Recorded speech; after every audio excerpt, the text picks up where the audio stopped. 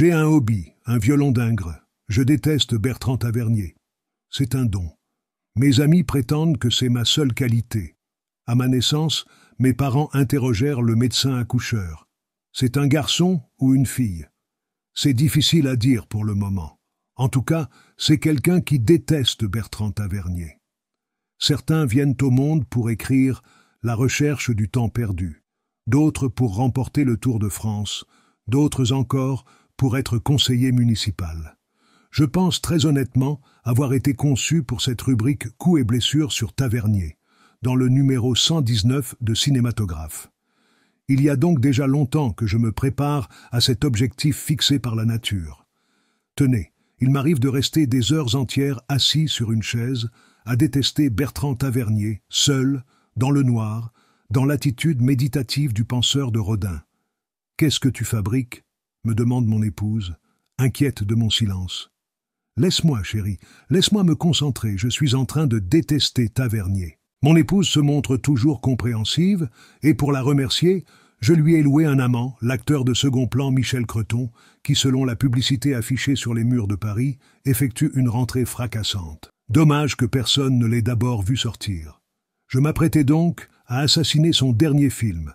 Autour de minuit, imprécision horaire inadmissible de la part du réalisateur de L'Horloger de Saint-Paul, a rédigé un article aussi spectaculaire que le raid américain sur la Libye ou le visage dévasté de Jean Le Canuet après l'annonce de la composition du nouveau gouvernement, quand nous apprenions, coup de torchon, que son film était reporté. Remarquez, il ne le sera jamais assez. Mais de toute façon, je ne peux plus reculer. Je veux qu'après la lecture de ces lignes, Bertrand Tavernier renonce à toute vie sociale, qu'il devienne la risée des enfants de son quartier, qui lanceront des cailloux sur son passage, que les commerçants, du teinturier au producteur, refusent de lui faire crédit et que sa femme le trompe avec, bien sûr, l'acteur de second plan Michel Creton. Je veux qu'il finisse grabataire à l'hospice de Nanterre, rédacteur à Femme Actuelle, militant socialiste à Dreux ou speaker sur la 5e chaîne. Maintenant, intéressons-nous à son film. Il a d'abord dépensé plusieurs millions de francs pour reconstituer la rue de Bussy des années 50, à l'âge d'or de Saint-Germain-des-Prés. Monsieur Tavernier, les décors sont en place. La rue de Bussy est rigoureusement identique à celle de l'année 1950, conforme à la carte postale que vous nous avez confiée. « Qu'est-ce qu'on fait maintenant ?» lui demande un membre de son équipe. « On filme la rue. » « Oui, mais après, on continue. Mais pendant combien de temps ? 90 minutes. » Devant l'incompréhension de son équipe, Bertrand Tavernier s'énerve un peu et révèle dans un coup de colère la contexture intime de son œuvre. Vous ne comprenez donc pas qu'on reconstitue. C'est une reconstitution. Il faut reconstituer.